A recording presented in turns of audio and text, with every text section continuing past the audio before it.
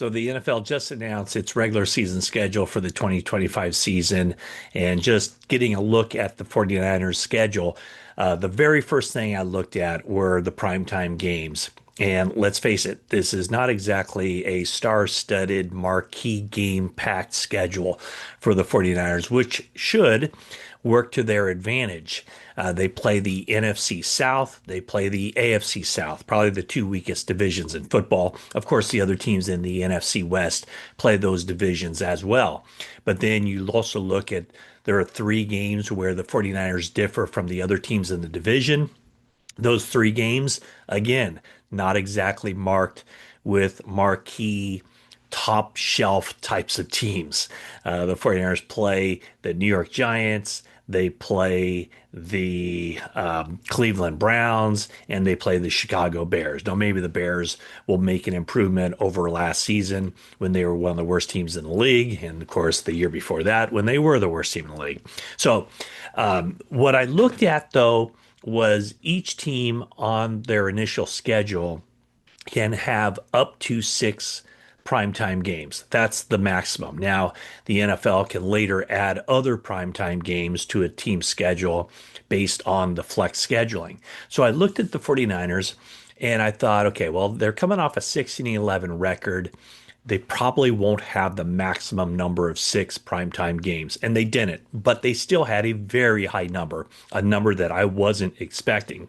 And that initially led me to think that certainly looks like the NFL wants the 49ers on national TV, on prime time, more than maybe you would expect them to because of a team that finished last in their division last season, and also the way the offseason started out with the 49ers losing a dozen or more starters or key contributors. So the one game, though, well, kind of to backtrack, my first thought was the NFL wants them on prime time. Then, when I took a closer look at it, I thought, does the NFL really want them on prime time?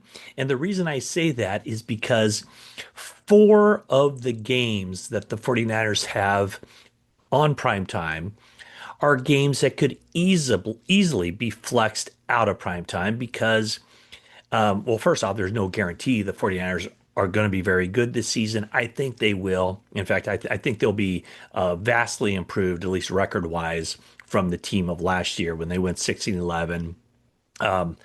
Vegas has the 49ers over under 10 and a half wins. And I got to be honest with you, when I went through the schedule, I was I do like this knee jerk reaction of the predictions for each game. And my idea going in was that I'd have the 49ers finish 10-7. But then I went through it, and the first time I went through it, I had them like it, I don't know, it was like 12-5. And so I had to find, or maybe more than that, maybe I had them winning 13 games. There just aren't, it doesn't look like there are very many losses on their schedule. I had them splitting against every team in the division, which is something that is very possible.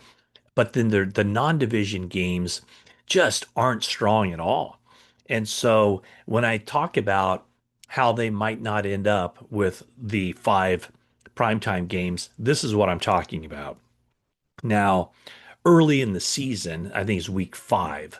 Week five, the 49ers play the LA Rams.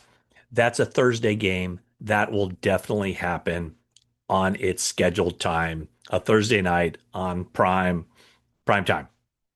Now, the other games, I'm not so sure about. I do think that the week seven game, Sunday night football, 49ers against the Atlanta Falcons, that's on October 9th, 19th. That has a very good chance of being played because the full on flex scheduling doesn't take effect until later. But between the weeks of 5 and 10, so that's six games, NBC or the NFL can flex out two games during that period. And so 49ers Falcons, that's a possibility to be flexed out, but it has to be such a bad game that they would use one of those two flexes there in week seven. Now, talking about the Vegas point spreads, the Atlanta Falcons are currently their win total for the season is 7.5, so a below 500 team. Still, at that point, if both teams are around the 500 mark, I would expect that game to happen as it's scheduled. Now, the other three games, I'm not so sure about. In fact, I would go so far as to say that at least two of those games will be flexed out. Now, for Monday Night Football, the flex scheduling can eliminate any Monday night game from week 12 to week 17. And it just so happens week 12, the 49ers play the Carolina Panthers. That is scheduled for Monday Night Football at Levi Stadium. Carolina's over under win total, 6.5. Why the NFL picked that game, I have no idea. 4 weeks later, Monday night game, 49ers at the Indianapolis Colts. And when you look at the Indianapolis Colts, you see a team that doesn't have a starting quarterback right now. Anthony Richardson and Daniel Jones are competing. Shane Steichen, who enters the season very much on the hot seat, it said equal reps for both of those guys, and they'll decide who's the starting quarterback. Indianapolis, their win total, 7.5. Good defense, not much of an offense. So that would also be a possibility to be flexed out. And then week 17, Sunday Night Football, 49ers against the Chicago Bears.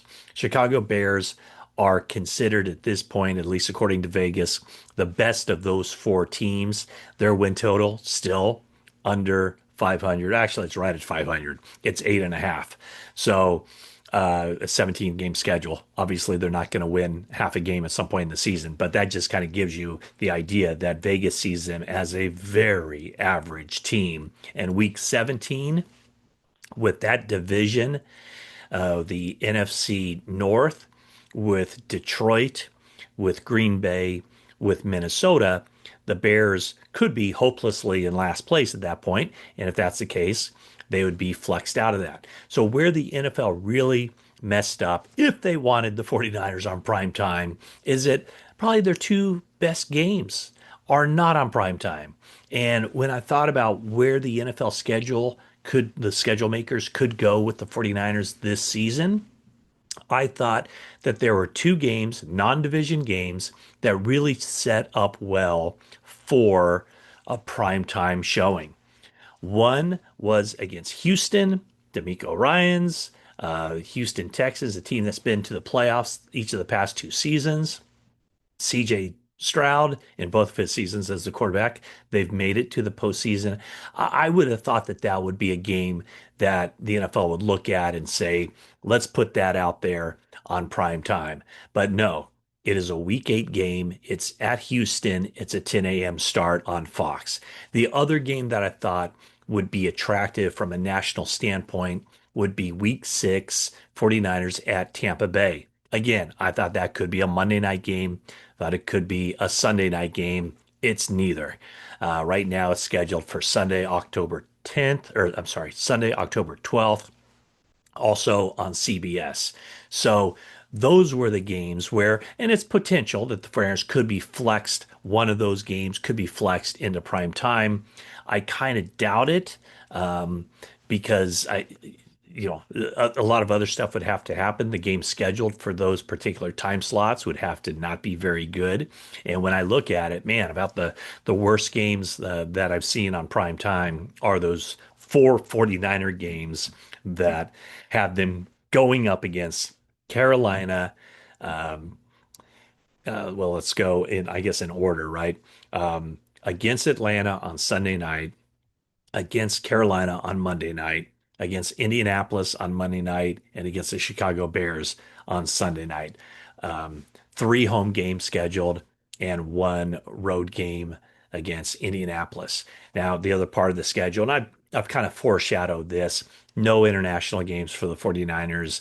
Right now, the 49ers have, like I said, it rotates every year with a 17 game schedule. This year, they have 9 road games and 8 home games. So it sets up well for them from the standpoint that even their road games aren't very difficult. Most difficult road game they face is Tampa Bay. And then next year they'll have 9 home games. And it's my understanding that it's darn near a fait accompli that they're going to have an international game next year, giving up one of their home games. And that's a game that will more than likely take place in Mexico City, but let's not get ahead of ourselves. So that's kind of the quick rundown of where the 49ers are with their schedule. Um, and now I guess you want my predictions? So, like I said, I wanted to give the 49ers a 10-7 record. I'm all about proving it. They're coming off a 6-11 season after all. But then when I went through it very quickly, it just doesn't seem to me like there are a whole lot of losses on the 49ers schedule. But I still have them going 11-6 on the season. So here it is. Here is how I have it from weeks 1 to week 18. And by the way, the bye week is in week 14. And what that means is that 49ers have their bye week late in the year. For each of the past 3 seasons, they've had their bye week smack dab in the middle. After their 8th game, it's been in week 9. This year, it's more toward the end of the season. But anyway, here are my knee jerk predictions, my knee jerk reactions, and you can read more about this at NBC Sports Bay Area.com. I even give scores to these games. But uh, week 1 at Seattle, that's a loss. At New Orleans, a win. Week 3 against Arizona, a win. Week 4, a win against Jacksonville, and then a loss at the Rams, a loss at Tampa Bay, a win against Atlanta, a loss at Houston in week 8, a win against the Giants, a win at home against the Rams, a loss at Arizona, a win at Carolina, a win at Cleveland. And then the week 14 bye week, no win or loss. Week 15, a win against Tennessee. Week 16, a loss at Indianapolis.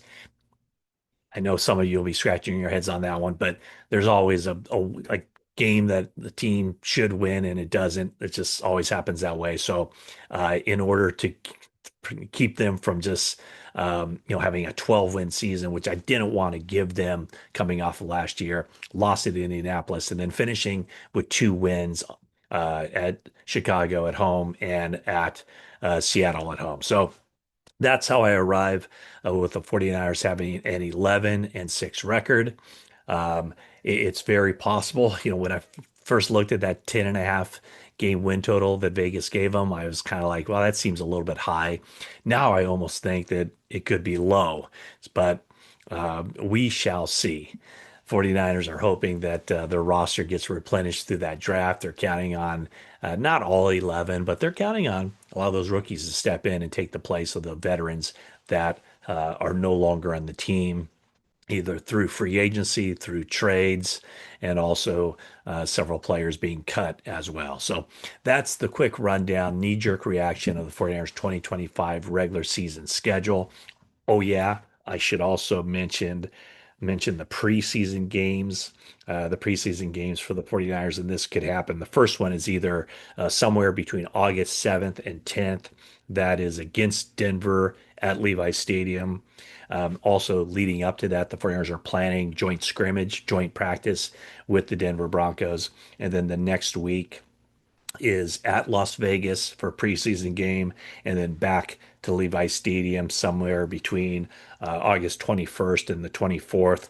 And that final preseason game is against the LA Chargers and Jim Harbaugh. So that's the quick rundown on for my reaction, my knee-jerk reactions for the 49ers schedule. Doesn't look like a bad schedule at all from the team standpoint, not exactly dripping with marquee games or anything of that nature, but I think it sets up favorably for the 49ers to have a bounce back year. Thanks for watching this video. Please subscribe if you haven't already. Leave a like, leave a comment. Want to hear what you have to say about the 49ers schedule for the coming season. And that is it for now.